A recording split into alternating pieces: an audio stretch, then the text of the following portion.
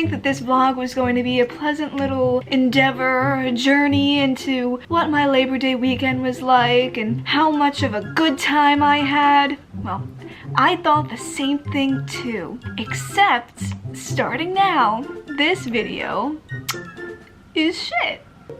Where do I even begin?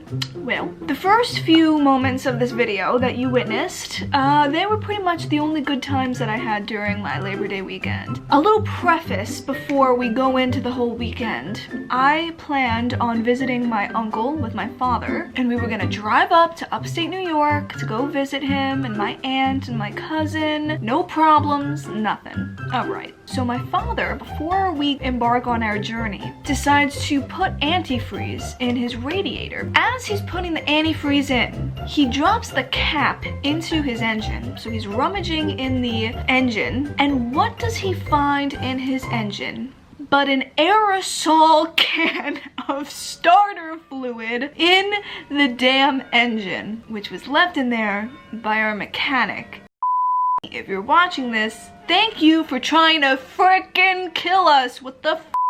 So my father, thankfully, finds the aerosol can before anything happens to it, before it explodes and makes the car blow up or anything like that. He takes the can out and he finds the cap too, by the way, if you're wondering. We say crisis averted, we're good, nothing can stop us now, right? No. We get upstate, and the second we get upstate, we see that there's a leak underneath the car in the front. And he goes, oh boy, that's my antifreeze, that's my radiator, it's leaking. So I said to him, don't worry about it. It's probably just a little leak. Maybe it's the hose of the radiator or something. I don't know. I don't drive, so I don't know anything about cars. So we spend a day and a half at my uncle's, and Sunday at 4, we decide to go back home. So my father says, all right, since there's like a leak going on with my radiator, let me just put in as much antifreeze as I have into the radiator so it just, you know, is enough for us to get back home. Well, it wasn't enough. We get on the road, and about 10 minutes in, all of a sudden, the temperature gauge is like dangerously on high, even beyond high. The car is overheating. We're on the highway, on the Taconic Parkway to be exact, in the middle lane, and my father's driving. And oh, and by the way, I didn't even mention, I had my mother's dog in the car with us, okay? I have all my stuff in the back, my expensive laptop, everything that I would not want to be destroyed in a car explosion was in that car. We're in the middle lane, and out of nowhere, the car stalls. Like, I kid you not, it goes ga-gung, ga-gung, ga-gung, ga-gung, ga-gung, and my father's like losing steering, losing power. So he's like trying to merge onto the right side in the breakdown lane, but there's no breakdown lane because we're like at a bend, and we're going ga-gung, ga-gung, ga-gung, ga-gung, ga-gung, ga-gung, ga-gung. We finally get to like this breakdown lane kind of area past the bend. You guys, I'm literally on the side of the road right now. We literally just ran out of antifreeze in the middle of the highway, and our car like overheated. And we go, what are we gonna do? I said, well, we're only 10 minutes away from my uncle's house, so let me call up my aunt and let me get her to get us some antifreeze and bring it to us so we can just load the radiator with some more antifreeze and just hope that the car drives. As she's doing this, a state trooper comes our way. There's cops. There's a cop right in front of my door with Leo. Oh, Jesus. Cop car, my father. My goodness. And he was very nice. He looked like Christopher Maloney from Law & Order SVU. He comes over and he goes, what the hell is going on over here? We overheated, there's no more radiator fluid, we need to put more antifreeze in there, we don't know what to do. He goes, okay, don't worry about it. I'm gonna wait here until she comes and brings you your antifreeze. All right, he's waiting with us. Okay. While I try this. Okay. Barbara's here. Okay. I'm taping it. So she finally comes, and my father pours literally a whole jug of antifreeze into the radiator. And we're saying, okay, this has gotta work now. So with Christopher Maloney behind us and my aunt, we merge back into the traffic of the Taconic to then leave the Taconic so that way we can like assess the damage. So you're gonna go off this exit and then you're gonna just inspect it? Just inspect it again. Maybe over there? Yeah. You know what? Yeah, go to the right. I'll go that way.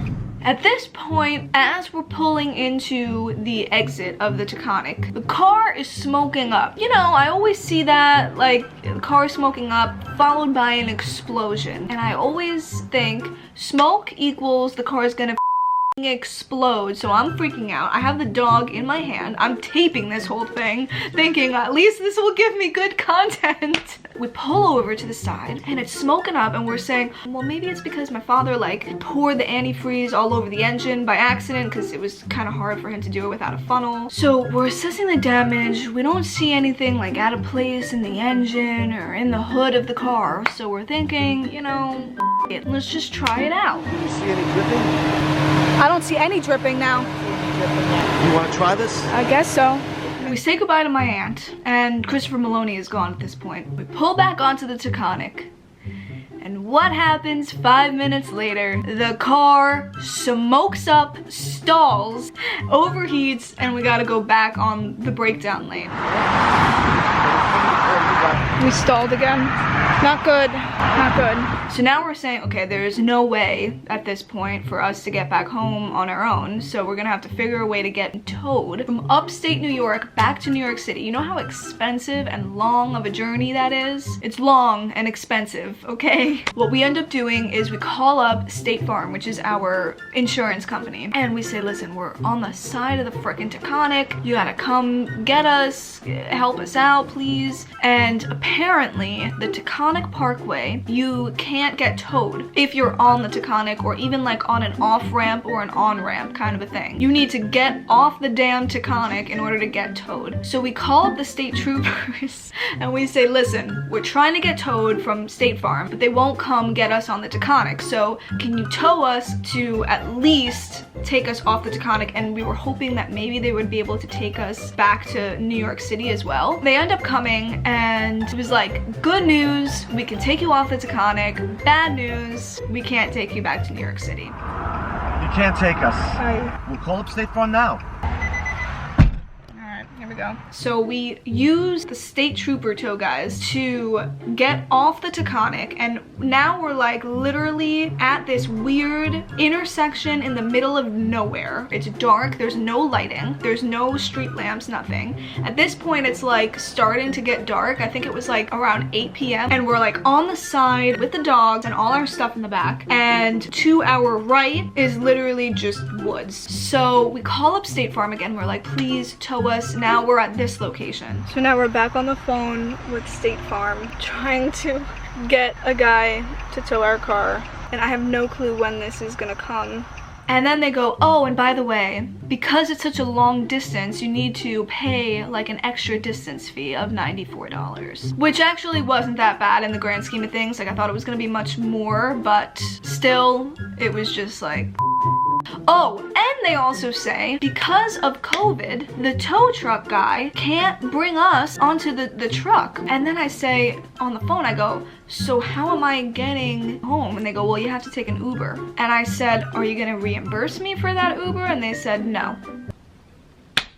I didn't ask for COVID. I didn't ask for any of this. What the hell is going on? So now I'm talking to the tow guys and I'm trying to coordinate when to order this Uber. I want to have the Uber pull up around the same time that the tow truck guy does, because if the tow truck guy takes our car and leaves us in that middle of nowhere spot, we would get hit. We would get hit by a car. I mean, there was no lighting at all. We wait and wait and wait.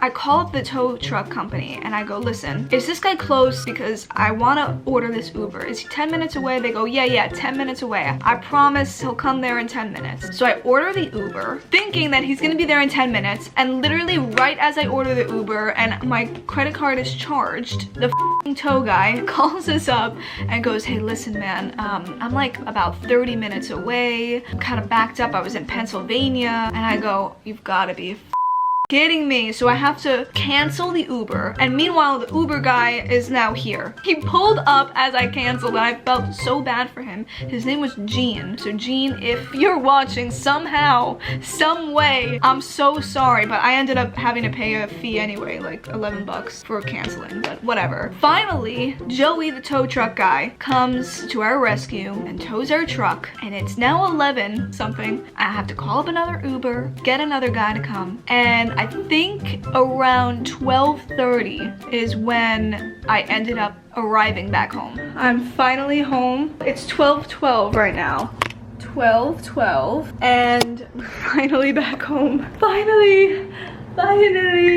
So we left at 4 p.m. and we got back at 12:30 a.m. So it was an 8.5 hour journey of me waiting with a dog and my father and all my stuff in the back. I may or may not have peed in the woods, but we're not gonna discuss that. And I may or may not have had an edible treat in order to ease the pain of the whole thing, but we're also not gonna talk about that. So in conclusion, if this video is a mess, because my Labor Day weekend was a mess, so.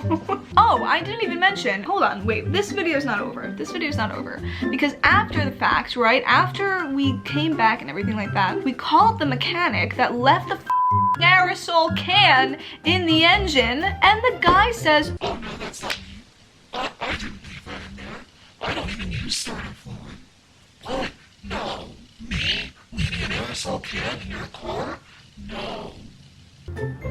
Who else would be able to pop the hood of the car? Who else was in the engine of the car aside from our mechanic? Nobody! Nobody! So this guy's a liar, a crook, and grossly negligent. Thank God my father took the aerosol can out, because if it overheated with the aerosol can in there, I think the car would have exploded. I'm not too sure, but all my physicist friends out there, let me know if that was indeed the outcome, if he left the aerosol can in there. So we ended up having to take it to a new mechanic, and the new mechanic tells us that the radiator was so that it completely detached. It completely detached from the car. Hence the smoking, hence the stalling, hence everything that went down that day, because the car radiator just went like this, gunk, and detached.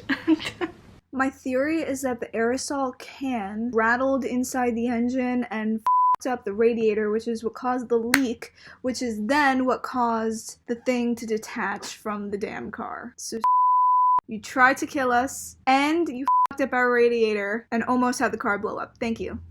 So anyway, please subscribe to my channel because I need to pay for this car somehow, and the more subscribers I get, the closer I am to becoming a YouTube partner and possibly making money off of AdSense. So please, please just help me out, or someone create a GoFundMe, because we can't afford a new car right now, and we don't know if it's even drivable at this point, so we're just kind of freaking out. But